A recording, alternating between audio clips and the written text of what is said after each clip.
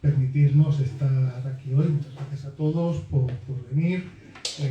Pues eso, mitad de lo que viene a ser el final del curso universitario, mientras hay feria del libro, mientras hay un montón de cosas moviéndose en la ciudad. Tenemos el placer de tener con nosotros a Vicente Luis Moya y vamos a presentar Construir Lectores. Es hasta el momento su último trabajo de ensayo.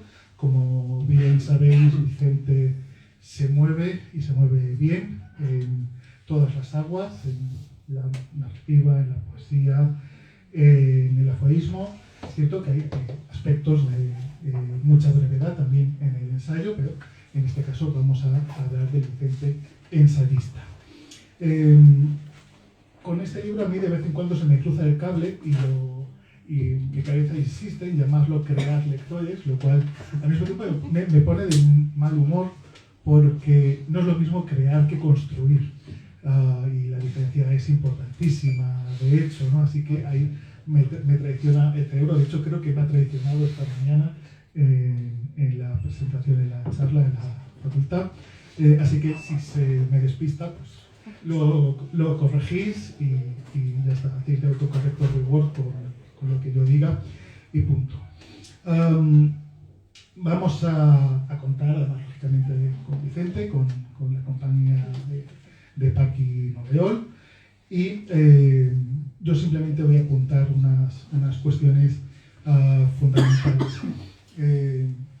Esta es la primera presentación del libro, por buena medida por voluntad de Vicente, pero bueno, se ha dejado convencer para presentarlo, para hablarnos de un libro que yo creo que es importante leer, sobre todo por aquellos que leemos.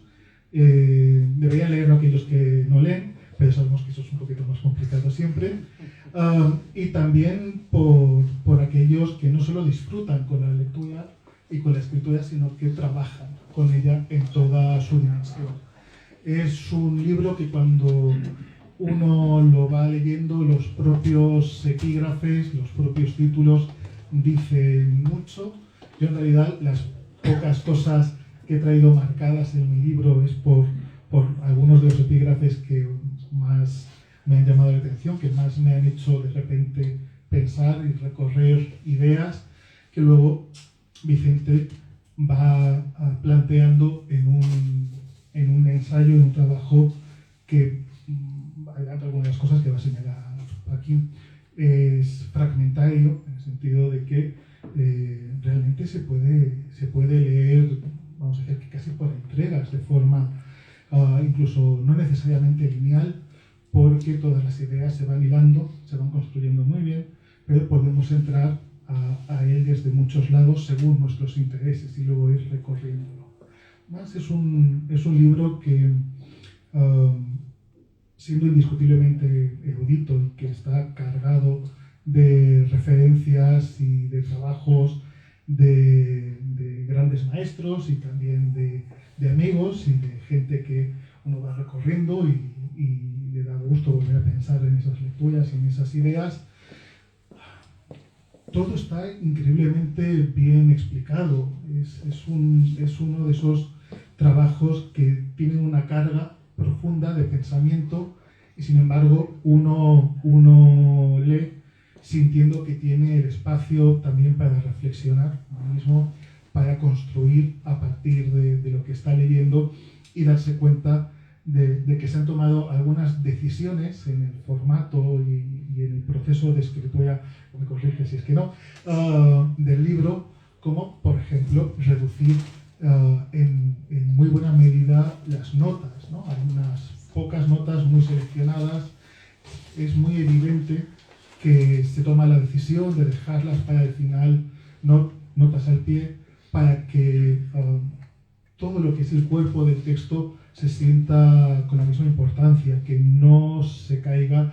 Por otro lado, me gustan mucho las notas, y las notas muy largas, pero no hay un excurso que te distrae, que te saca, que te lleva a otros caminos. Esos pocos caminos de las notas están muy bien seleccionados. desde luego vale la pena ir a ellos, pero no nos distrae de esa línea de pensamiento donde Vicente va dándonos punto por punto todas esas ideas y todas esas claves para reflexionar sobre por qué leer, por qué escribir, cómo escribir y algunos de los, vamos a decir así, problemas que podemos encontrarnos.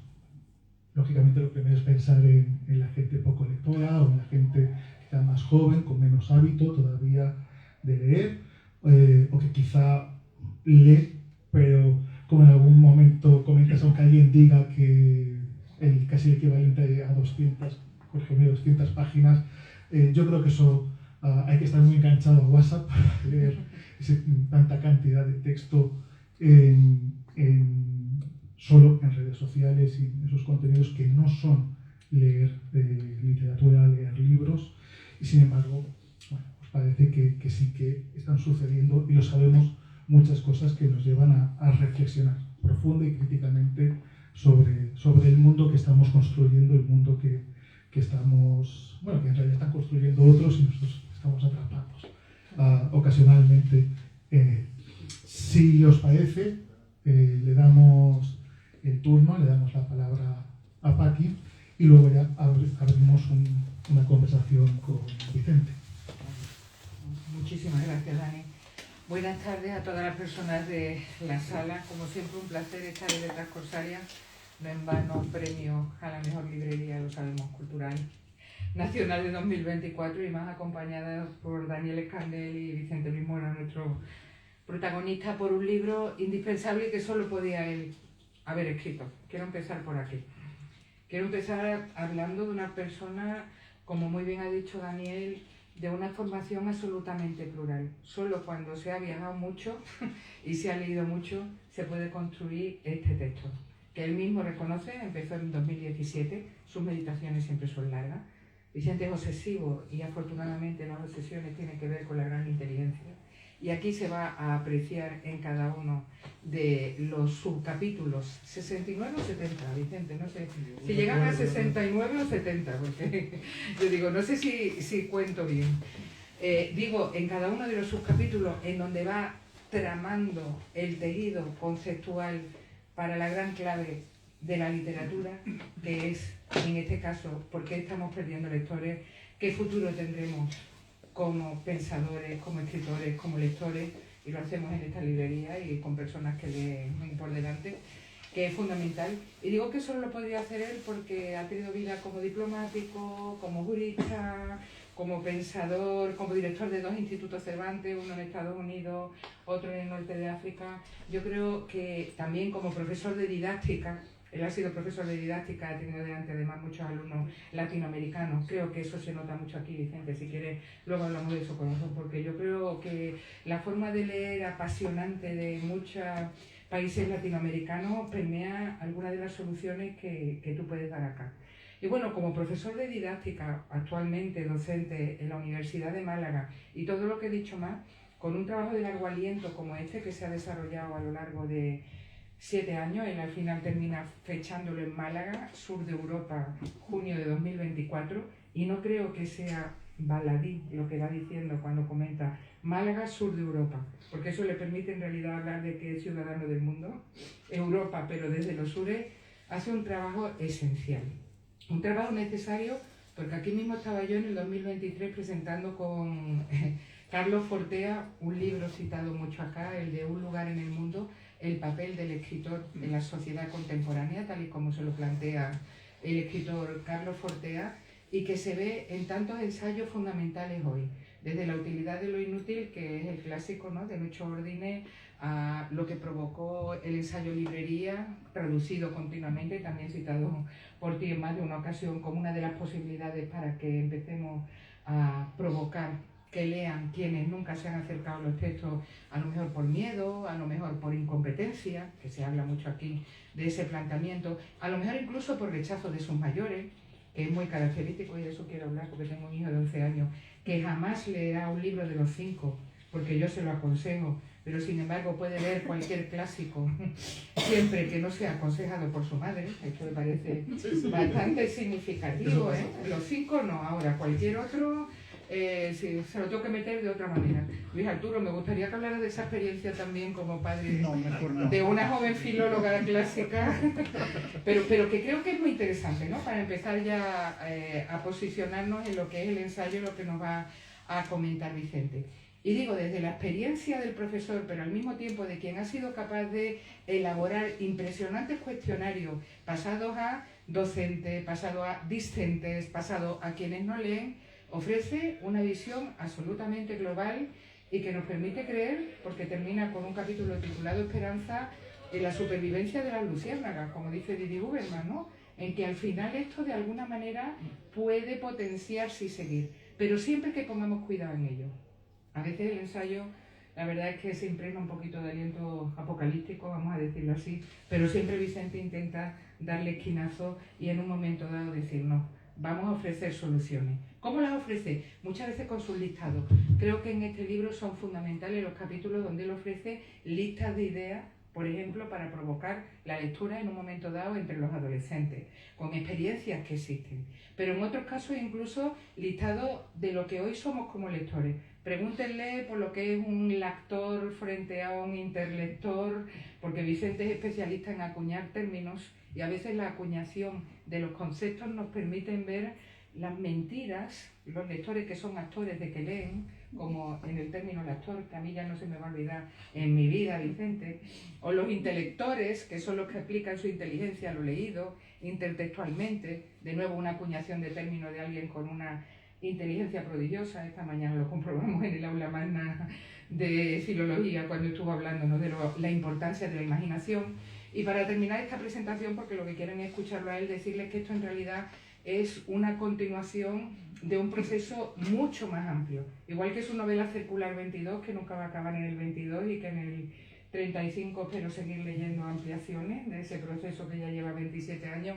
Esto empezó, si es que se puede decir que empezó alguna vez, con la huida de la imaginación, esa defensa extraordinaria, ese ensayo sobre la defensa de la imaginación frente a tanta autoficción, a veces desgraciadamente mediocre, que invade el pensamiento contemporáneo, y la escritura a la intemperie. En la escritura a la intemperie donde plantea pues, qué son realmente los elementos que hacen que la literatura del siglo XXI ya no pueda llamarse literatura, sino escritura, entre muchas otras cuestiones.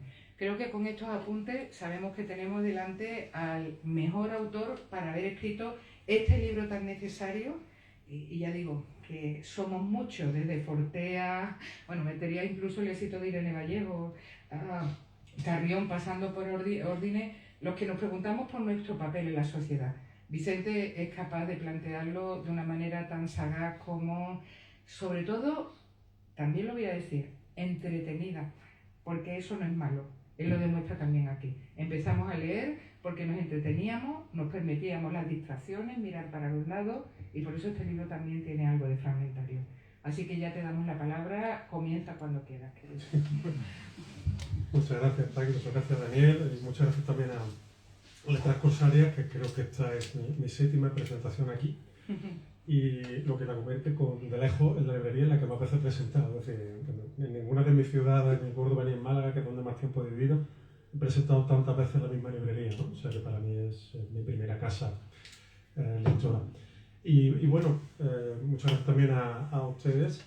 Y el objetivo del libro era pensar, por ejemplo, en lo que está sucediendo aquí ahora. Es decir, aquí solo hay 2 personas, creo, que tienen menos de 30 años y no hay ninguna de menos de 20. Entonces, esa es una de las preguntas, ¿no? ¿Por qué hay tan poca gente joven y por qué no hay ningún adolescente ni nadie de cierta edad, ¿no? Mi mujer, cuando tenía 14 años, vio en el periódico, que ese sería también otro buen debate, ¿no? Que claro, antes teníamos periódicos que nos permitían saber qué actividades culturales había en la ciudad y que, digamos, centralizaba un poquito la información, aparte de dar cierto norte con respecto a las noticias de verdad y las noticias de mentira. Pero ella vio, ojeando el periódico que tenía en su casa, que iba a ir a Málaga Luis Landero. Y dijo, oye, a mí me gusta leer, parece que este señor es un muy buen escritor, mamá, ¿por qué no me lleva? Entonces la madre la llevó, no sé si llevó también a su hermano, que todavía era más chico que ella, Y entonces ella escuchó a Luis Landero, con 14, 15 años, se quedó fascinada de lo que escuchó, se compró el libro y se leyó, no sé si era Caballero de Fortuna o Los Juegos de la Edad Tardía, no sé cuál de las dos, y se la leyó y desde entonces por Luis Landero le encanta. ¿Eso por qué pasaba antes y ahora no sucede? O es muy, muy raro que suceda, ¿no? Hay muchos factores, obviamente uno de ellos lo señala Carlos Fortea en el libro, es un poco la pérdida del lugar central, sobre esto ha escrito muy, muy bien. Fernando Rodríguez de la Flor, el biblioplasmo, ya explica precisamente esa implosión de cómo la literatura se va desplazando del centro de la conversación, digamos, intelectual y social, en favor de entretenimientos más audiovisuales, etcétera, que van ocupando un poco el espacio. Lo cual tampoco tiene que ser necesariamente malo, ¿no? Siempre y cuando hubiera una convivencia, es decir, no hubiera, digamos, un opacamiento total. Ahora, al opacamiento procedente, digamos, de la televisión, luego se sumó el de las series y luego ya se ha sumado el de las redes sociales y luego se ha sumado el peor de todos, que es el de las redes sociales de microblogging, de vídeo, como Instagram y sobre todo TikTok, que están barrenando la capacidad intelectual de la gente más joven. Y lo sé porque los tengo en clase, quiero decir que tengo la suerte de estar con jóvenes de 21, 22 años todos los días, año tras año. Incluso antes, cuando daba clase en segundo, pues todavía más jóvenes. Y claro, lo que siempre me llega es un poco descorazonador, ¿no? Sobre todo teniendo en cuenta que son alumnos de filología hispánica, a los que se presupone que les gusta leer, ¿no? Porque si no les gusta leer, ¿qué hacen en filología hispánica, ¿no? Entonces estarían estudiando otra cosa, pero se supone que por lo menos no descartan, ¿no? Aunque su objetivo normalmente sea ser profesores de secundaria, objetivo que es muy loable y muy necesario, por cierto, porque de ello va a depender en buena medida la educación lectora de los futuros adolescentes y niños. Pero la cuestión es eso, que me suele preocupar un poco lo que veo. Yo cuando llegan les paso el primer día un cuestionario. En ese cuestionario les pregunto qué ven aparte de los libros obligatorios, cuál es el último libro, los últimos libros que han leído que les han gustado y por qué, cuál es el último clásico que han leído que no pertenecía a un programa de lecturas obligatorias, sea de bachillerato o de la facultad. Les pregunto qué series ven, qué redes sociales tienen, qué música escuchan. O sea, un cuestionario no demasiado exhaustivo, pero bastante completo, que tienen que rellenar anónimamente para no posar, porque si no me dicen todos que leen a Shakespeare y Joyce y que ellos no tienen redes sociales y que ellos se dedican a leer Nietzsche desde por la mañana hasta la noche. Entonces, la única forma de parar la pose, digamos, es hacerlo anónimo y que sean, entonces, son honestos y claro, los resultados son a veces bastante preocupantes. Yo no tengo nada contra Harry Potter, pero que Harry Potter haya sido la única lectura de alguien que llega a filología hispánica sí que me preocupa un poco, porque eso debería haber sido leído con 11 años, 12 años, ¿no? O 13, pero luego rápidamente haber pasado a otras cosas. Y ese es el problema, que no se pasa a otras cosas como antes se pasaba. Es decir, todos hemos leído Los Cínicos, todos hemos leído, lo que sea, lecturas infantiles. Pero bueno, en algún momento ya se pasaba a Stevenson, se pasaba a Hermann Hesse, se pasaba a Kafka, se pasaba a Edgar Allan Poe, se pasaba a Cortázar, que tú lo mencionabas antes, y ahora no hay ese salto. Y entonces investigar por qué no se da ese salto era uno de los objetivos del ensayo, sobre todo ver de qué manera se les puede poner remedio. Y claro, los remedios son muy complejos, porque suponen la limitación, es decir, es necesario que se pongan de acuerdo un montón de personas en un montón de sitios. El estamento educativo, pero sobre todo el estamento parental, es decir, los padres son muy importantes. Es cierto que hay esa resistencia siempre a la figura paterna o materna en el sentido de la recomendación, ¿no? Yo siempre les digo a algunos padres que me dicen, ¿qué puedo hacer para que mi niño lea? Digo, prohíbeselo. Dile que le prohíbes leer y al día siguiente lo tienes leyendo a reventar, nada más que para fastidiarte, ¿no? Porque claro, esta idea de quebrantar la norma, incluyendo la norma prescriptiva de lo que se debe leer y de lo que no se debe leer, ¿no? O sea, si tú le dices al niño, no, tú lees Harry Potter porque todavía no estás preparado para leer a Kafka. El niño va a hacer así, ¿cómo me estás diciendo? Los primeros días de Harry Potter lo dice, Kafka y saber quién es, a ver qué es eso de que yo no lo puedo leer. Porque los mecanismos de un poco de rebeldía son absolutamente naturales, entonces yo creo que también hay que saber aprovecharlos. Y hay otra cosa, y es que los adolescentes les gusta leer cosas que no entienden. Se sienten motivados por algo que supera un poco sus expectativas de lectura. Y esto no es que lo diga yo solo. Lo dice el propio Cortázar en una entrevista que le hizo a Sara Castro-Claren, creo que está citada ahí en el ensayo, en el cual decía que en la biblioteca paterna había un montón de libros que él no debería de leer. Que no debería de leer por dos motivos. Uno, por el contenido, que a lo mejor no era más apropiado para su edad, pero que luego otros eran cosas así científicas y de filosofía que escapaban a su conocimiento, pero que él se ponía y le maravillaba un poco todo eso que no terminaba de entender. Entonces eso lo veía como un camino que recorrer, un camino por recorrer, y que entonces eso le servía como motivación de lectura. Luego encontré en César Aira algo exactamente igual. Es decir, una frase en la que Aira reconocía que cuando no entendía de adolescente un libro, que todavía como que sentía dentro de sí la rabia de decir, oye, ¿cómo es que yo no entiendo si está escrito en español? Que no está escrito en alemán. Entonces, ¿cómo es que yo esto no lo entiendo? Y acabo de recordar que a Juan Bonilla, también en un texto muy antiguo, también decía que le mosqueaba cuando era joven, extraordinariamente, leer creo que era Rafael Dieste, a Rafael Sánchez Ferlosio, y decir, a ver, yo entiendo todas las palabras de esta frase. ¿Cómo es que no entiendo la frase? ¿Sabes? Y era porque, claro, yo había trabajado con el extrañamiento sintáctico y bueno, y Sánchez Ferlosio, que estaba reventado de la cabeza, pues estaba ahí intentando hacer una nueva gramática fundamental y todo eso, ¿no? Pero claro, estaban haciendo experimentos de lenguaje y él decía, es que esto no puede ser que yo no entienda esto si yo soy una persona bastante leída para mi edad y entiendo todas las palabras de la frase. Entonces, ese tipo de desafíos hay que trabajar con ellos. No hay que darle a los niños textos adaptados. No, hay que darle textos inadaptados, hay que darle textos que estén por encima de sus posibilidades, porque yo estoy en contra de toda la pedagogía actual. Pero es que la pedagogía actual me parece a mí que tampoco está terminando de conseguir los objetivos y a la vista está. ¿No? O sea, los niños están leyendo textos que están a su nivel o por debajo. Eso no nos va a convertir en lectores. Como tendría que ser a su nivel y un poquito por encima de su nivel, y mejor todavía si es un texto a los que les falta un poco, que tienen un poco de retracción de sentido, ¿no? Como se suele decir con los teóricos de la literatura, es decir, que hay una parte que se esconde, que hay una parte que el escritor no le cede al lector, para que el lector precisamente haga el camino que le falta. Si no, no tienes esa sensación de descubrimiento. Si tú entiendes todo de un texto, tú que estás descubriendo en el momento de la lectura. Tú necesitas que haya algo que se te escape, que haya una pequeña parte que se resista, porque si no, como decía precisamente Nietzsche, tú no puedes poner, a ver si recuerdo la frase de Nietzsche, que claro, es tan importante la palabra exacta como la idea.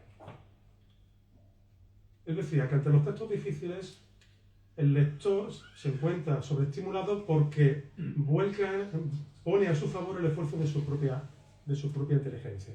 Es decir, se cree más listo porque está leyendo un texto que no termina de entender. Entonces se siente mucho más recompensado cuando acaba la lectura. Y es verdad. Y habla muy mal de nosotros y de nuestro narcisismo. Pero caramba, ¿no? Aprovechémoslo en el sentido de que el niño no se sienta tonto al leer, o al adolescente cuando le mandan en clase una lectura obligatoria, es decir, que esto es lo que esto es la literatura, una versión adaptada de Platero, y yo digamos la literatura que yo tengo que leer. No sería mejor darles tiempo del propio Juan Ramón o darles espacio, porque espacio es muy divertido. Espacio es un poema en movimiento que además está en prosa, que me parece un poema de los mejores poemas del siglo XX, en el que está Juan Ramón en Coral Gables y de ahí pasa otra cosa y se pregunta sobre la sustancia de los dioses y dice, pero ¿qué sustancia tienen los dioses que no tenga yo? ¿No? O sea, una serie de preguntas que un adolescente no se ha formulado en su vida, pero que le suenan a esa idea que tiene un poco narcisista que tiene todo adolescente de pensar que el mundo está hecho para que lo entienda y que él tiene la misma sustancia de los dioses y que es inmortal, porque como joven es inmortal. Entonces es que a lo mejor no estamos seleccionando los textos correctos para esta gente. Los estamos tratando de un modo paternalista. Les estamos dando literatura de mala calidad y estamos adaptando la literatura de buena calidad, que me parece un contrasentido, ¿no? O sea, es como rebajar lo que teníamos alto. O sea, como si tuviéramos mucho, ¿sabes?, de gran altura como para encima irlo rebajando, ¿no? Como si fuera un alcohol de baja graduación. Entonces, en ese sentido, creo que hay muchas cosas que trabajar con los jóvenes. Y es verdad que esto va muy en contra de lo que se plantea por cierta pedagogía. Pero ese era uno de los objetivos del ensayo, ser un poco provocador. Y de hecho, me he encontrado con muchos profesores de secundaria que me dan las gracias y porque ven que sus ideas un poco aisladas, o sea, se ven que creen que tenían razón, y de hecho se lo están regalando sus compañeros de departamento en institutos para hacerles ver, no, es que es por aquí por donde hay que tirar. Yo no sé si hay que tirar por ahí o no, pero el camino por el que se está tirando me parece que no es el más interesante. Totalmente de acuerdo. Dice primero algo tan interesante como que los niños leen y los adolescentes dejan de leer, que también eso es fundamental, ¿no? Porque asocian la lectura a la tarea. Y yo pongo el ejemplo porque tengo una sobrina que escribe en secundaria. Ella ha puesto de lectura obligatoria la Odisea y muchos colegas se enfadaron porque le dijeron que nadie iba a entender la Odisea. Ha triunfado por la Odisea. Y tú hablas mucho de eso aquí, de cómo los mitos grecolatinos tienen una relación directa con la saga de superhéroes, la fascinación que siente un adolescente con la saga de superhéroes, y no es ponerle Carlos Ruiz Zafón, que es lo que le ponen los otros, por supuesto los chavales se aburren, no tienen ahí, y le pone esta sobrina Irene, la Odisea, para leer. Esa idea de la complicación o la sofisticación y volver sin tanta versión y sobre todo sin tanto ejercicio facilista o buscando la moraleja ética, porque ¿por qué nos encantaba Esopo como fábula y nunca nos gustó tanto lo que tenía que ver con Iriarte, Samaniego? Porque estaba muy clara la fábula. Yo creo que los adolescentes están hartos de corrección política y de que intentemos darle lecciones. Creo que va por ahí. Ese es otro tema que siempre me ha parecido muy interesante. Es decir, yo en el libro defiendo que los chicos tienen que ver lecturas inapropiadas, lo que no quiere decir lecturas obscenas. O sea, no voy por ahí con lo de inapropiado. Inapropiado es, o sea, ¿cómo van a desarrollar su sentido ético si nunca se les desafía a ello? O sea, si tú les dices desde chicos lo que tienen que pensar y lo que tienen que hacer para ser buenos ciudadanos, solo eso quiero decir, tú eso se lo puedes decir y se lo puedes decir, pero hay que decirles otras cosas, hay que ponerlos a prueba, hay que forzarlos un poco, hay que darles textos incorrectos. El propio Nietzsche, incorrecto, sin embargo, normalmente a los jóvenes, hay muchos jóvenes que les gusta mucho Nietzsche, precisamente porque para muchas cosas es muy correcto. Pero eso no significa que luego se vayan a guiar por los principios nietzscheanos en su vida, ni que vayan por ahí intentando convertirse en superhombres ni nada de eso, no. Lo que pasa es que tú consolidas tu moralidad, que tengo ahí a Gil de Bierman, se me está contagiando el título de moralidades, pero tu moralidad, un poco tú la construyes también a la contra, es decir, con aquellas ideas que se consideran que no son necesariamente las más válidas para cada periodo concreto. Entonces, lo que tú no puedes darle, con perdón, son catecismos ni de los laicos ni de los otros a solas. Lo que hay que darle es un poco un programa de lecturas para que ellos vayan formando un sistema de ideas que les permita, a partir de los 18 años, bueno, pues tener su propia personalidad, tener su propio sistema de ideas, porque eso es lo que un sistema educativo tiene que hacer y no conducir específicamente ni hacia un signo ni hacia el otro, ¿eh? No estoy hablando ahora tanto de ideología como de ideologema, es decir, de la conversión de la lectura en particular y de la enseñanza en general de modelos de formación catecumenal de ciudadanos. No, es que eso no va así. Y la lectura, y sobre todo la literatura, es justo lo contrario de eso. Es ofrecerte un panorama bastante inmoral, porque no hay nada más que leer las obras de Joyce, las obras de, yo no sé, las obras del propio Kafka, son bastante inmorales en todos los sentidos. Y no hablemos ya de gente como Bataille, como Céline o tantos otros absolutos inmorales, que Apregi, ¿no? Con el inmoralista, por ejemplo. Pero oye, es que curiosamente la gran literatura no está hecha de ejemplos, está hecha de caracteres, de personajes que es complicados, complejos, como Madame Bovary o Ana Karenina, desafían la ética de su tiempo, y eso es lo que los hace realmente interesantes. Eso no te va a lanzar a ti, o sea, leer a Ana Karenina o Madame Bovary no te va a lanzar a ti la infidelidad, lo que te lanza hacia un sistema de ideas en el que tú comprendes la importancia de las decisiones morales que tomas. Que es lo mismo que pasa con Lolita de Nabokov, que no convierte a nadie en lo que no lo tiene que convertir. No, te asomas a la mente de un enfermo Y la grandeza de Nabokov y la grandeza de otros autores similares es mostrarte la abyección.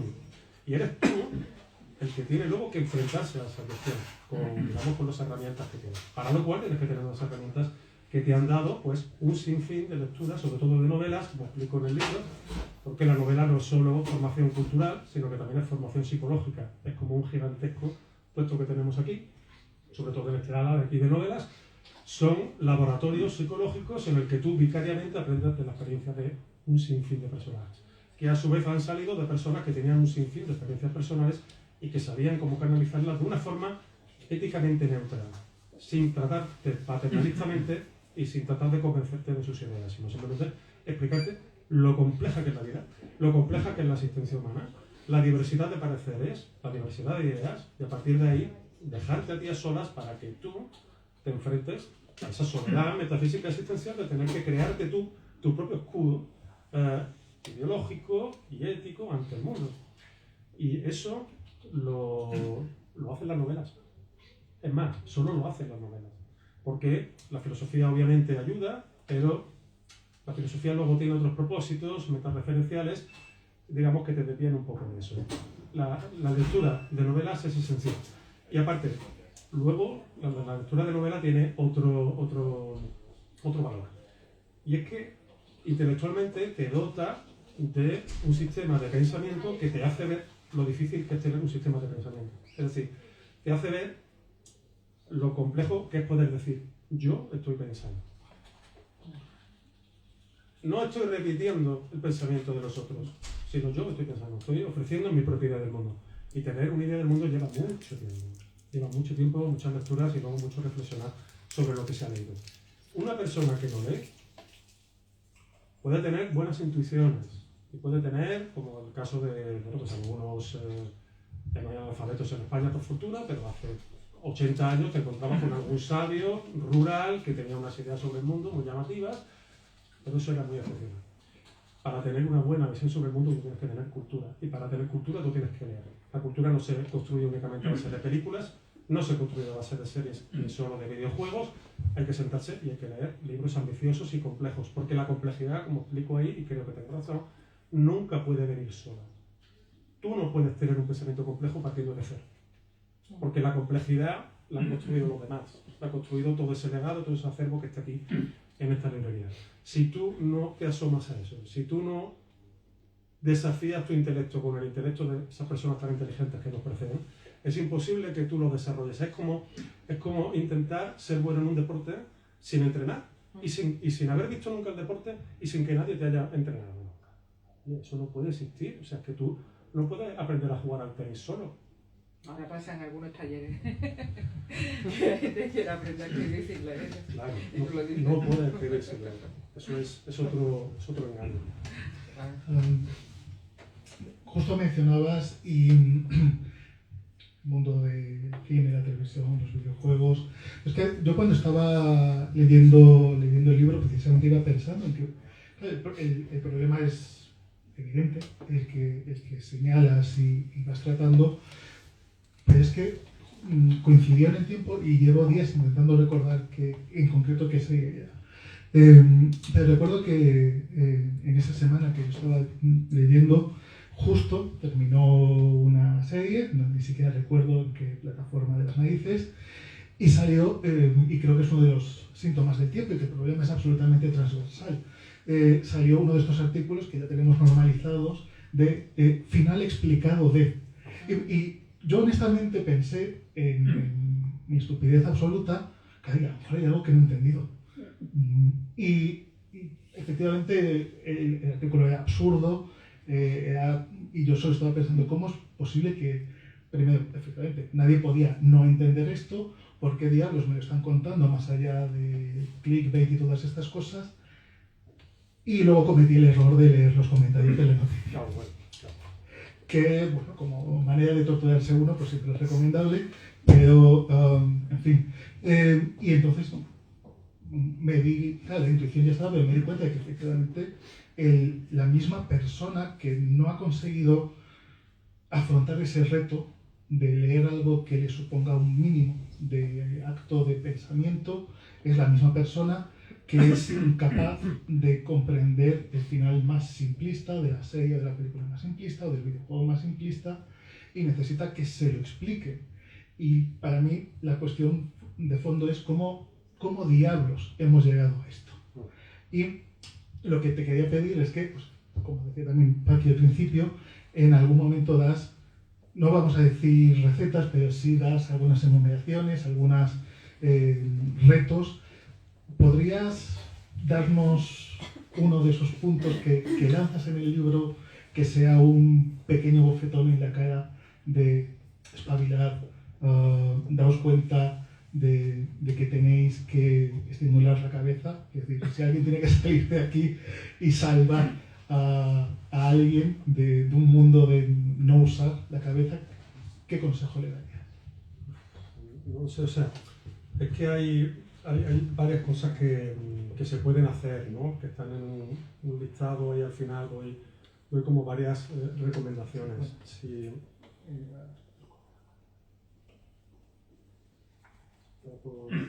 Por ahí, ¿no? Sí, el de buenas iniciativas. Exactamente, sí. Porque quería hablar de los clubes de lectura y veo que el segundo precisamente son los clubes de lectura. Es que los clubes de lectura pueden hacer muy bien. De hecho, tengo una especie de proyecto que me gustaría desarrollar, si es que algún día tengo tiempo, para integrar clubes de lectura como experiencia pedagógica. Es decir, para intentar trabajar con los chavales en clubes de lectura. Los clubes de lectura, a mi juicio, son muy importantes, o pueden ser muy importantes. Primero porque es el último lugar de nuestra sociedad donde tú puedes reunirte con un grupo de personas que no conoces y hablar de política y no terminar enfadado. Lo cual es alucinante, ¿no? Con las cosas que hay. Es decir, ¿sabes? Pones una novela, como los que hay son lectores normalmente en un club de lectura, la gente interesada en lectura, que ha leído. Esas personas normalmente suelen ser, no es una ley, pero tienen tolerancia precisamente porque como leen, son capaces de deglutir muchas ideas y entender que no tiene por qué prevalecer una necesariamente sobre otra, y sobre todo que la gente tiene su propio punto de vista y que hay que respetarlo, ¿no? Los lectores entienden eso de una manera natural porque se han educado a ellos mismos en la tolerancia de otras ideas que son las que han leído. Entonces tú puedes poner una novela sobre la guerra civil y hablar sobre la novela y que se refleja bien, que se refleja mal, y gente que es de derecha, de izquierda, de centro, hablan sobre la novela y puede que hablen sobre la guerra civil, oye, y acaban fenomenalmente y luego se van a tomar algo. Es el único espacio casi en España donde eso puede llegar a suceder. Entonces, creo que tienen numerosas ventajas. Educativamente creo que también la tienen, porque en un club de lectura pequeño, formado por pocas personas, por niños o por adolescentes, ellos entienden, incluso les apetece, ellos saben que van a tener que hablar. Entonces, se leen el libro porque saben que se espera su opinión. Y a la gente le gusta dar su opinión, a los chavales también les gusta que sepan que los demás piensan, pero los demás sepan lo que ellos piensan sobre el libro que han leído. Entonces son espacios donde aprenden a hablar en público, donde aprenden a expresarse verbalmente, donde aprenden, sobre todo lo más importante, a sostener sus propias ideas a partir de lo que han leído.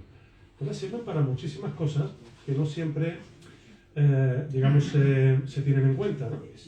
Hay ahora como muchos clubes de debate en algunos colegios y tal, pero en realidad un club de lectura ya es un club de debate sin tanta prosapia y sin tanta, digamos, escenografía sobre el debate, ¿no?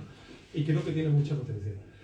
Luego, otra cosa importante de los clubes de lectura, a cualquier edad, uno aprende a leer de los demás. Es decir, tú has leído el mismo libro, no sé si recordáis esa confesión de Adolfo Bioy Casares, que decía que le molestaba extraordinariamente, que le ponía muy de mala leche, que llegaba Borges a su casa, comía con ellos y hablaban de un libro que acababa de salir.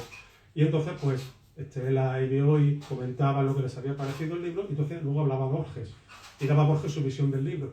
Y claro, era infinitamente inteligente, interesante, y decía Bioy que se ponía de muy mala leche, diciendo, oye, pero ¿cómo hemos leído el mismo libro y este cabrón, ¿sabes?, tiene esta opinión tan inteligente sobre el mismo libro que acabamos de leer los dos, ¿no? Entonces, quitando ese elemento competitivo, que Bioy era un poco competitivo, pero en un club de lectura, tú has leído un libro y de pronto ves que hay otras personas que han leído el mismo libro y que han visto otras cosas. no necesariamente a lo mejor más exactas que las tuyas, pero te das cuenta primero de la polivalencia y de la polisemia de todos los libros, sobre todo de los buenos, que significan varias cosas que pueden ser leídos de diversas formas, y entonces tú aprendes también a tener un sentido lector más completo y a no cerrarte a un solo sentido de lectura. Ya no es que entiendas al final, sino has entendido el propio libro, te has dado cuenta de que tiene más de un final, de que tiene más de un sentido, de que tiene más de una posibilidad, y eso te lo dan los clubes de lectura. Y te dan también la posibilidad de ir haciéndote, pues eso, mejor lector, ir educándote como lector y darte cuenta de que la lectura es un proceso como más complejo, en el que cuanta más inteligencia vuelques sobre un libro, eso lo decía Lichtenberg, no lo digo yo, que si un mono como decía Lichtenberg, los libros son como los espejos. Si un mono se asoma a un libro, va a seguir viendo un mono, creo que decía más o menos el aforismo de Lichtenberg. Pues si tú te obligas a tener una mirada más inteligente sobre los libros que vas leyendo, tú vas creciendo un poco la inteligencia lectora, sobre todo en comprensión lectora, que es uno de los grandes déficits que tenemos. Es decir, no hay analfabetismo en España, pero comprensión lectora hay muy poca. Y a la vista está que la gente no pilla las ironías ya. O sea, las ironías las toman literales y piensan que le estás ofendiendo o que les estás insultando. No, es una ironía, señora, no estoy metiéndome con nadie, estoy poniéndome en el lado contrario de lo que pienso para que usted vea las consecuencias de pensar de esa manera, ¿no? Pero es que ya hay que tener muchísimo cuidado con las ironías porque se está perdiendo la comprensión lectora. Y luego, termino ya con los clubes de lectura. Yo tengo un club de lectura en La Malagueta, un centro cultural en Málaga, que es una de las cosas de las que más contento estoy. Cuando acepté, cuando me lo ofrecieron, yo dije, lo pongo con dos condiciones. Primera, voy a poner libros difíciles. Y segunda, voy a hablar citando teóricos y poniendo un PowerPoint con teorías sobre los libros de profesores, de ensayistas y de filólogos para que la gente valore el trabajo de la filología. Me dijeron, mira, tú sabrás lo que tú quieras, que al nuevo perdido, pues fíjate. Bueno, el resultado es que hemos leído Miss Dalloway, la señora Dalloway, de Virginia Woolf, hemos leído a David Marson, hemos leído a Bioy Casares, hemos leído un montón de libros experimentales difíciles, algunos más difíciles que otros, y el resultado es que la gente ha salido encantada. Porque la gente se ha dado cuenta de que era, como yo sabía, capaz de leer libros mucho más complejos de lo que ellos pensaban que podían leer. Porque se les había educado para decirles que lo experimental y lo complejo no estaba a su alcance. Lo cual es falso, de toda falsedad. Lo único que pasa es que no te han dado el marco ni la confianza para que tú leas esos libros y los comentas con personas en igualdad de condiciones. Cuando tú le das a las personas un clima de confianza, los tratas de tú a tú y le dices, no, ¿cómo que tú puedes leer a David Marson? Tú puedes leer exactamente igual que yo. Incluso en el caso de la señora Dalloway, gente del público me convenció a mí de que la protagonista era más interesante de lo que yo pensaba, por ejemplo, ¿no? Que yo siempre pensaba que era un poco boba y me explicaron que no era tan boba. Y tenían razón, o sea, era yo el que no había entendido algunas cosas de Woolf. Entonces, los clubes de lectura es también una oportunidad de dejar de tratar de un modo paternalista a la gente, a los lectores, incluso a los niños y a los adolescentes, y de darles los textos valiosos y que se merecen. Virginia Woolf, una autora o un autor de ese tipo, son a lo mejor complejos, pero no necesariamente son herméticos. James Joyce, ya Finnegan Wade, seguramente no lo pondría. Pero porque es que a Joyce le molaba ser así de hermético y ser así de difícil y pensaba que eso era interesante, a lo mejor no era tan interesante como él quería.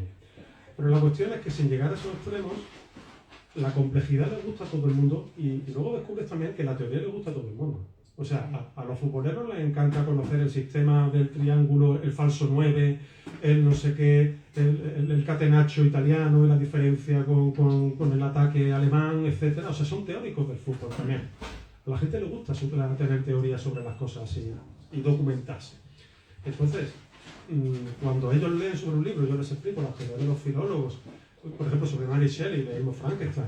A la gente le encantó pues, leer las 5 o 6 explicaciones sobre Frankenstein que yo les di, de teóricos, de críticos literarios internacionales, y se daban cuenta de que la novela podía ser cosas muy diferentes y podía ser una visión de Prometeo, y una revisión, mejor dicho, una revisión de Prometeo, y podía ser una visión laica sobre el mundo después del fin de los dioses, y podía ser una novela feminista, y podía ser también una historia de héroes contada de una manera muy moderna.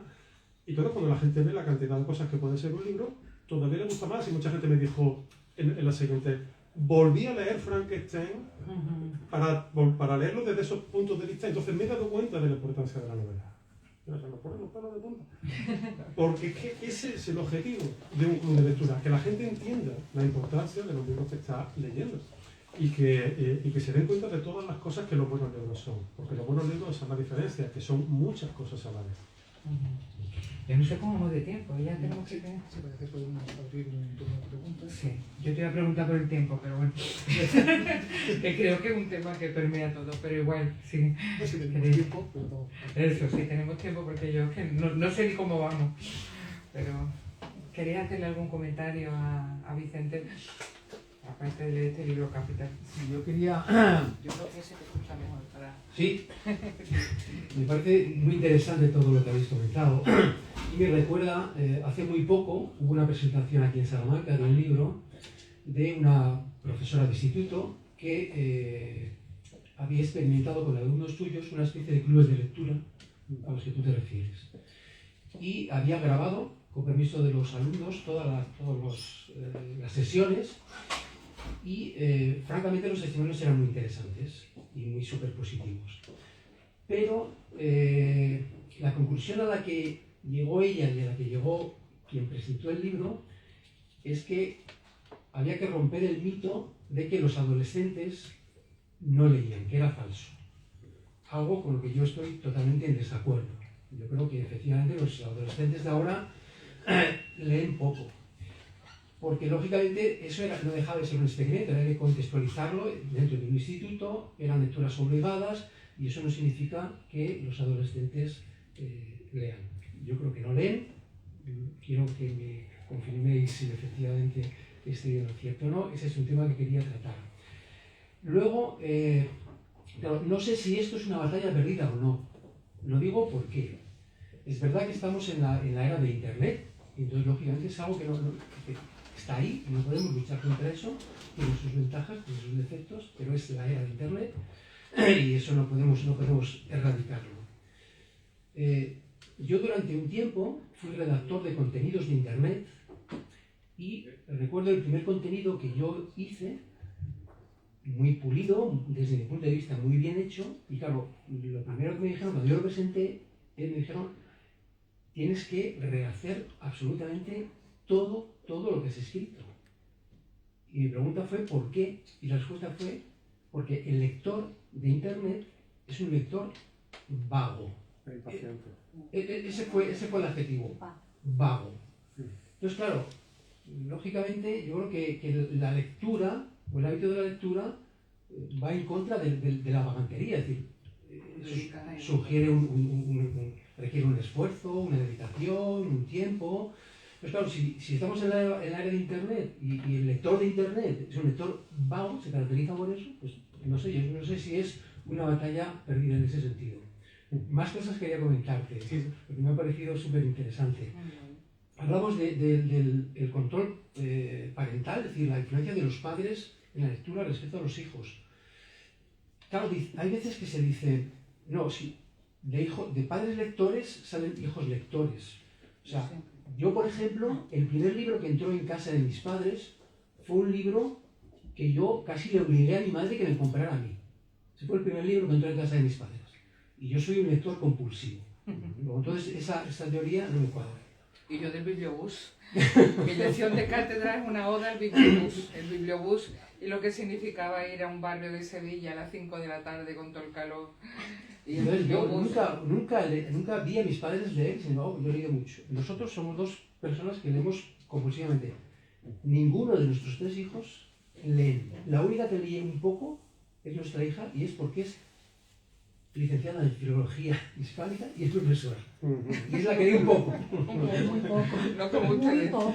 Y luego lo último, los clubes de lectura. Tengo una curiosidad que nadie hasta ahora ha sido capaz de, no sé, de decirme por qué.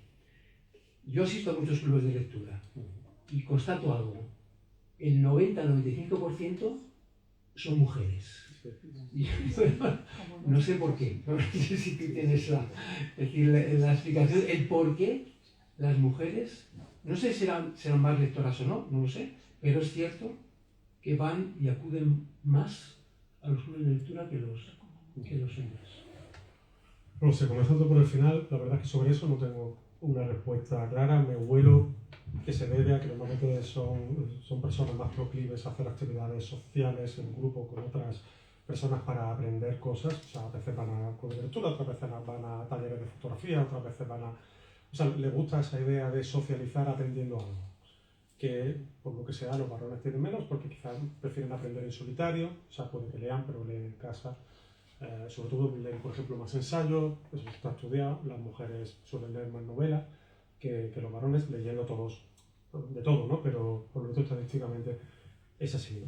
En el caso de los jóvenes que comentabas, ahí sí que hay un montón de estudios. Los niños leen muchísimo, de media, más que nunca, en toda Europa, pero aquí en España también. Los adolescentes al principio todavía leen bastante, y luego, como me han explicado varias profesoras a lo largo de los años, a partir de los 16 el problema es que entran las hormonas, en la expresión de ellas. Sí, es cierto que todos los tienen. Entonces, hay algunos que hemos lidiado con las hormonas leyendo, digámoslo así, o que hemos cambiado los dos temporales a la vez como hemos podido, pero es cierto que hay una caída estadística de lectura brutal, pero que luego algunos remontan cuando ya tienen 21, 22 años, retoman el hábito. Entonces lo importante es que cuando lo han abandonado, que lo hayan abandonado con una, digamos, que el recuerdo sea positivo, es decir, que leer molaba, ¿vale? Para sintetizar, ¿no? Entonces puede que lo recuperen después. Lo que pasa es que si solo han leído lecturas obligatorias por tarea, por obligación, etcétera, pues entonces lo van a asociar con lo que hacían por obligación de niños y de jóvenes, y entonces no les va a interesar y no van a volver, ¿no? Entonces eso es lo que hay que cuidar, es decir, enseñarles que la literatura, la recompensa es ella misma. Y, digamos, eso hay que tenerlo en equilibrio, un equilibrio muy difícil, que yo entiendo como muy complicado, con que salgan de la escuela con ciertos conocimientos literarios mínimos, claro, porque tampoco pueden salir del instituto sin saber quién es Cervantes. Entonces, ¿cómo lidiamos con que hacerles leer por gusto y que a la vez hayan leído algo de Cervantes? Ese es el problema, que no es nada fácil de lidiar, ¿no? Pero que yo creo que se consigue habiéndoles dado algunas lecturas que les rompan la cabeza y que los marquen para siempre. Aunque sea haciéndoles daño, ¿no? Porque muchas veces una lectura no que te traumatiza, pero sí que te trastorna, es muy importante. Entonces, el que haya leído ciertas cosas de Edgar Allan Poe, el que haya leído algunos textos de Kafka, el que haya leído algunas cosas así de textos románticos, ya va con una herida, que luego esa herida pues le parece interesante, porque decía, mira, estos textos eran dolorosos, pero por lo menos yo sentía algo cuando lo leía, y me hacían pensar, y me desafiaban, y me obligaban, no sé, me parece que hay algo profundo ahí, y quiero recuperar ese algo profundo, porque ni me lo da TikTok, ni me lo da el entretenimiento, ni me lo da salir de farra. Cuando ya tienes 22 años, ya llevas 6 años saliendo de marcha, ya sabes que más o menos todas las noches van a ser iguales. Ya empieza a apetecerte otras cosas también, aparte de seguir saliendo. Ese es el momento en que tú tienes que haber tenido buenas lecturas que te van a recordar que lo profundo y lo interesante era eso, y que estaba ahí. Entonces ese es un poco el problema. Que si nadie te ha dado esas lecturas, o no has accedido, o no estaban en tu casa, o no estaban en la escuela, y no estaban bien defendidas, o ningún amigo tuyo, lo mejor siempre es la recomendación de la gente de tu misma edad. Eso es lo que seguramente te haga lector para siempre. Tener la suerte de que tengas un amigo con 14 años, una amiga, que lee mucho y que te diga, no, déjate léete esto. Y no sé, lo que sea, que a lo mejor es los cuentos de Henry James o lo que sea, y que de pronto, con una otra vuelta de tuerca, que lo leímos por cierto en el club de lectura, que también le gustó mucho. Es decir, lecturas que digamos que te lleguen y que no se te olviden. Y cuando tú tienes la suerte de leer textos que se te clavan y que conforman tu experiencia, en el sentido de que tú, para ligar, repites frases de ese libro, para quedar de inteligente, repites frases de ese libro, o, en fin, como que se convierten en parte de tu sistema de pensamiento, ¿no? de tu hardware y no solo de tu software, ahí ya tú te has convertido en lector. Entonces, eso es lo difícil, conseguir que la gente joven llegue a esas lecturas y llegue un poco por gusto, y no lleguen como obligación, ni parental, ni escolar.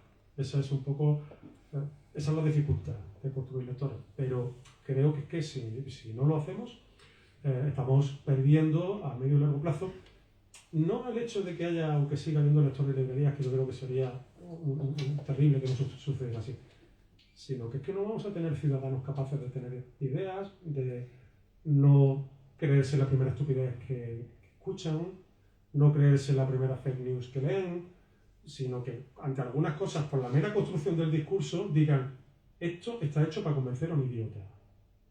Y yo no soy idiota, yo me doy cuenta de que esto está pensado, está escrito para convencerme a mí, porque está alimentando la peor parte de mí, está apelando a mis sentimientos más básicos. Y cuando un texto hace eso, es que es un mal texto. Pero para tú saber eso y para tener esa educación cívica, en parte te han tenido que ayudar, pero sobre todo te has tenido que ayudar tú. Y has tenido que leer tú los libros que puedan defenderte de eso. Y si no tienes ese escudo ideológico, ese escudo intelectual, ese escudo crítico, eres pasto desde el primer populista que llegue y que te va a venderte la idea más básica y más simple que apela al estómago y a los sentimientos. Y eso un poco es lo que está pasando a nivel social. ¿Y Arturo? Yo tengo una anécdota para... Te pasamos para que salgan. Gracias. Yo tengo una anécdota para reforzar lo que ha dicho Vicente. Incluso la voy a decir en público para que Vicente, si quiere, la incluya en su anecdotario futuro. Que una de las cosas que me gustó de su libro precisamente es esta idea que ha dicho ahora. Vicente es muy educado, muy sensato y no le puso a su libro traumatizar lectores, pero yo creo que es parte de la idea. Yo tengo una anécdota que cuenta eso. Mi hija, cuando estaba, no recuerdo si en primero o en segundo de secundaria, 13, 14 años, si eran 14, eran recién cumplidos, tuvo la suerte de tropezarse con un profesor de historia, ni siquiera de literatura, que les puso como lectura obligatoria El hereje de Delibes. Bueno, se montó la de Dios es Cristo. Ya sabéis que la última parte del libro de Delibes es una descripción brutal de un acto de fe. Bueno, los padres estaban traumatizados porque este profesor había puesto a sus tiernas criaturas de apenas 14 años a leer algo tan bestia como Delibes. Se montó la de Dios es Cristo, los estudiantes discutieron a favor, en contra, bla, bla, bla. Yo, por supuesto, estaba sentado en el fondo aplaudiendo.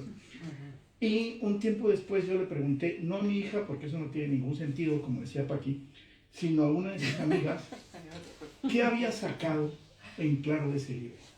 Me dijo una cosa que yo entendí que era fundamental. Me dijo, ese libro es más bestia que cualquier cosa que yo haya visto en internet. Yo me quedé pensando, en primer lugar, ¿qué cosas habrá visto esta niña en internet? Pero en segundo lugar, lo que esta niña estaba diciendo es que muchas veces lo que se encuentra en la literatura no se encuentra en otro sitio. Y yo creo que quienes nos dedicamos a leer y a escribir cometemos un poco el error de perpetuar la idea de que lo que está en la literatura también está en otro sitio.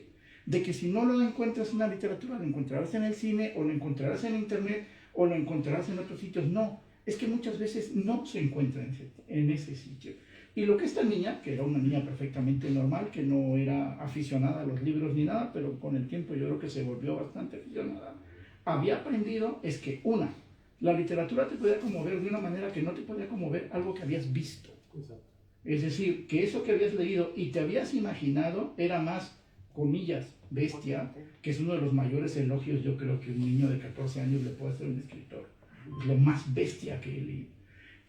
Pero no solo era lo más bestia que había leído, era lo más bestia que había visto. ¿No? Que en una sociedad tan dada a lo visual, que no tiene nada de malo como la nuestra, alguien reconozca que hay cosas que solo se pueden elaborar con palabras. A mí me pareció claro, ese profesor, yo le pondría una estatua en el patio del instituto si hiciera falta. Logró un objetivo que yo creo que es el que perseguimos todos y que es el que está en los libros de Vicente, en todos sus libros, pero también en este. Y es demostrar que hay cualidades intrínsecas de la literatura que no están en otro lado. Y que hay una serie de emociones y una serie de conocimientos que solo sacas de los libros, de esos objetos viejunos de otra generación que ya, que están un poco en el purgatorio. No estamos en el infierno todavía, pero están un poco en el purgatorio y que parece que están totalmente superados. Estos niños, cuando menos, yo estoy seguro que desde ese momento dejaron de verlo, comenzaron a ver los libros de otra manera. Comenzaron a decir, ojo, esta es una cosa peligrosa, ¿eh? Esto contiene unas cosas que no están en otro sitio. Entonces, bueno, mi hija tuvo mucha suerte, sí es verdad. Porque cuánta gente se encuentra con alguien que a los 14 años te pone a leer el hereje de Delibes. Supongo que no muchas, ¿no? Ahora ya va por su 14ª lectura del Quijote, que no está nada mal, pero para un estudiante de 14, hombre, el Quijote conmueve, pero dale el hereje. Y yo creo que esta idea de enfrentarte con la literatura fuerte desde el principio es una idea básica, fundamental. Nosotros hemos perdido mucho empuje como profesores de literatura, en parte porque hemos edulcorado demasiado la cosa. Yo creo que este profesor, como era un profesor de historia, no le importaba. Decía, mira, histórico y súper histórico, pum, trágate el hereje, ¿no? Y a partir de ahí discuten. Claro. Era, por si te sirve como parte del anecdotario. Claro, a eso me refería antes. Suelo citar mucho una frase de Antonio Orejudo. Antonio Orejudo dice que lo importante de una novela no se puede adaptar nunca al cine ni a la televisión. O sea, lo importante de una novela jamás se puede adaptar. Y hace poco en un capítulo de libro académico precisamente me he encargado de mostrar que eso sucede, por ejemplo, en la adaptación cinematográfica de Ventaja de viajar en tren, la novela de Orejudo, que la novela es infinitamente más interesante que la película, porque es mucho más atrevida en todos los sentidos, es mucho más salvaje, es mucho más atrevida narrativamente.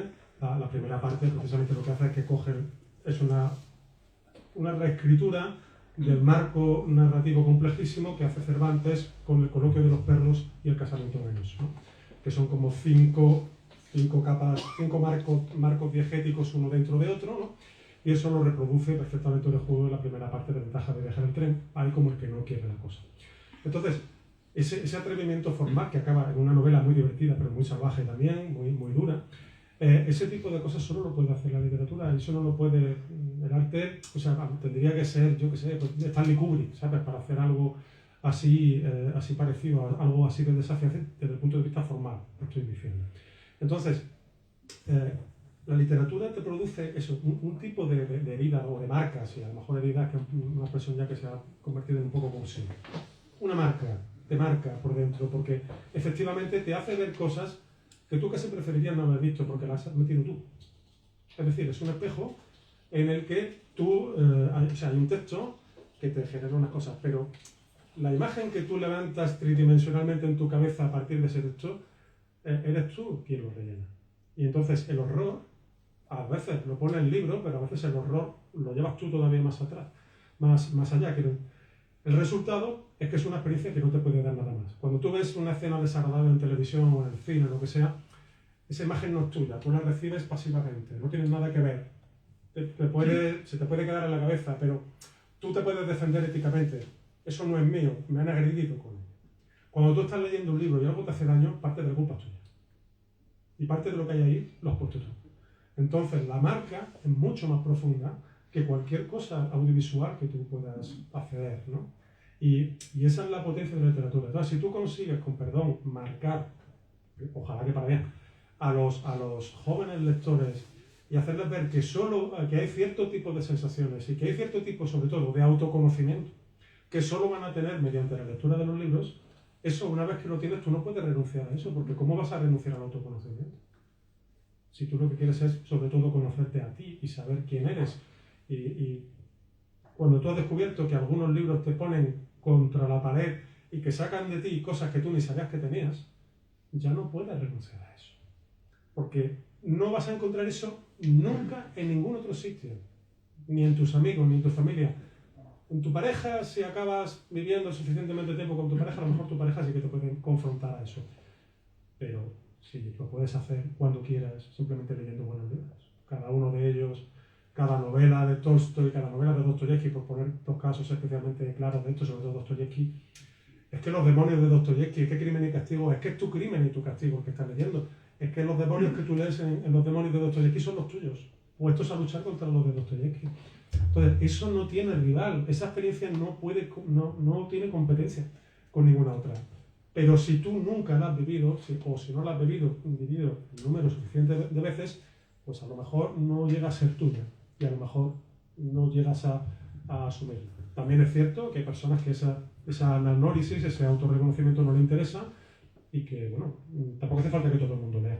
O sea, no soy un proselitista a ultranza, pero creo que hay muchísima gente que sería no más feliz, sino a lo mejor más infeliz con motivos si leyera. Y creo que eso no es poco. Creo que ha hecho un alegato hermosísimo, vamos, es que entra unas ganas de llorar y de aplaudir porque aquí todos estamos convencidos, ese es nuestro problema. Bueno, dice Andrés Neumann que leer Fábrica Tiempo, tú lo demuestras muy bien, por terminar solo con la idea del tiempo, porque sé que estamos fuera de tiempo, nunca mejor dicho, que gracias a la lectura viven muchísimas vidas y gracias a la lectura experimentas en cabeza ajena, pero esa vida múltiple son todo lo que necesitamos en un momento tan malgastado, con atracones de serie, como lo reflejas también en tu libro, con lectura dirigida a los que nos dedicamos profesionalmente muchas veces a la enseñanza. Qué importante es ganar tiempo leyendo. Así que yo creo que, maestro, terminas tú, que eres el maestro de ceremonia, porque yo creo que nos estamos pasando todos de tiempo, nunca me lo he dicho. Bueno, yo creo que es importante no alejarnos mucho de la idea de traumatizar lectores. Yo la voy a aplicar en clase a partir de ahora, mucho más que antes. Bueno, muchísimas gracias, Vicente, por compartir con nosotros todas estas reflexiones. Evidentemente, estáis todos invitados a hablar con Vicente. Podéis aprovechar que lo tenemos porque, aparte de construir lectores, podéis encontrar unas cuantas de sus novelas, de sus libros en la librería y podéis aprovechar que él está aquí. Así que con esto podemos ir cerrando, si os parece bien. Muchísimas gracias a todos por haber venido, por haber estado. Muchas gracias a Letras Corsarias y os pido un aplauso para Vicente.